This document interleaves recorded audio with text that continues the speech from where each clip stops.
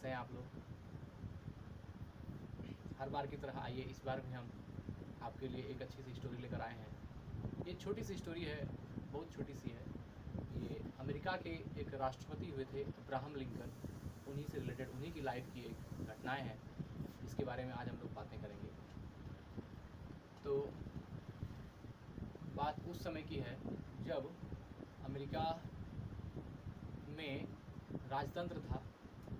तो Abraham Lincoln वहाँ के एक नागरिक थे। उन्होंने देखा, जब वो एक दिन किसी दौरे पर जा रहे थे अपने घर से कॉलेज या कहीं जा रहे थे, तो उन्होंने रास्ते में देखा कि एक निग्रो प्रजाति की एक जो अमेरिका में जो एक दो दल है, एक जिसे गोरे लोग कहते हैं और एक काले लोग हैं। तो वाइट स्किन जो है वो गोरे हैं और जो ब्लैक स्किन है, जिसकी स्किन काली है, वो काले लोग हैं, निग्रो प्रजाति के लोग कहते हैं। तो वहाँ भी द्वंद्व चलते रहता है। उसी तरह वहाँ भी वहाँ का जो राजतंत्र था, वहाँ पर जो लोग थे, वहाँ पर जो गुलाम को खरीदा जाता था और बेचा जाता था। तो ऐसा जो वो वहाँ अमेरिका में हो रहा था, तो अब्राहम लिंकन ने देखा कि एक शाम को वो गुजर रहे थे किसी रास्ते से, तो देखा उन्होंने कि वहाँ पर जो है एक शासक अपने गुलाम में एक काली स्त्री को, ब्लैक वुमेन, निग्रो प्रजाति की कोई लेडीज को जो है वो पकड़ करके खींचते हुए, घसीटते हुए ले जा रहा था। उससे बहुत सारी यातनाएं, बहुत सारे दुख दिए जा रहे थे। और इतना ही नहीं, उसके बाद बहुत बहुत जुर्म किया जा रहा था जो नहीं होना चाहिए था। एक मानवीय गरिमा के खिलाफ था, जो कि नहीं होना चाहिए, वो किया जा रहा था। अन्याय जिसको कह सकते हैं आप।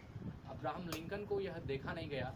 उन्होंने देखा कि इतनी बर्बरता से शासन हो रहा है कि कोई लोग मतलब उसके ऊपर सवाल जवाब भी नहीं कर सकते, उसके ऊपर कोई प्रश्न भी नहीं उठा सकते। इससे क्या हो गया कि अब्राहम लिंकन को बहुत तकलीफ हुई अंदर से, और उन्होंने जो है ये डिसाइड किया कि इस तरह कब तक चलता रहेगा, कब तक इस तरह बर्बर लोग हम पर शासन करते रहेंगे, कब तक हमारा शोषण होगा। यहाँ तक कि महिलाओं को भी महिला नहीं समझा जा रहा है, उनके साथ भी गलत हो रहा है, अत्याचार हो रहा है, उस पर उतनी मतलब उसके ऊपर जो ज्यादती की जा रही है, ये गलत है। और अब्राहम लिंकन का हृदय से यह पुकार निकलने लगा, वो क्रंदन हृदय बहुत भाव विह्वल हो गया, और वो वहाँ पर मतलब रुआंसा हो गए, रोने लगे कि हमारे सामने मेरी प्रजाति के लोगों को इस तरह इतने बर्बर तरीके से उसके साथ इतना अत्याचार किया जा रहा है, यह कब तक चलता रहेगा। और वहीं से कहा जाता है कि अब्राहम लिंकन की ज़िंदगी में बदलाव आया, और उन्होंने डिसाइड किया, उन्होंने दृढ़ प्रतिज्ञा किया कि जब तक इस राजतंत्र को हम खत्म नहीं कर दें, तब तक हम चैन की सांस नहीं लेंगे।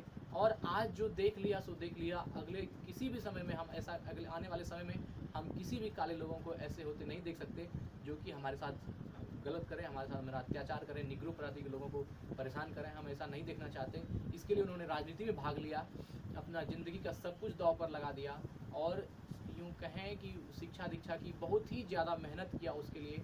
और लास्ट में जाकर के वो अमेरिका के, मतलब बहुत सारी मेहनत के बाद वो लास्ट में अमेरिका के राष्ट्रपति बने, और वहाँ का राजतंत्र खत्म किया, वहाँ के राष्ट्रपति बने। और साथ ही जितने भी वहाँ के निग्रो प्रजाति के, काली जाति की जितनी भी लोग थी, सबको एक बहुत संबल दिया, एक हिम्मत दिया दोस्तों। कि ज़िंदगी में देखिए बात ऐसी हो जाती है कि कोई घटनाएं आदमी के जीवन को बदल देती है।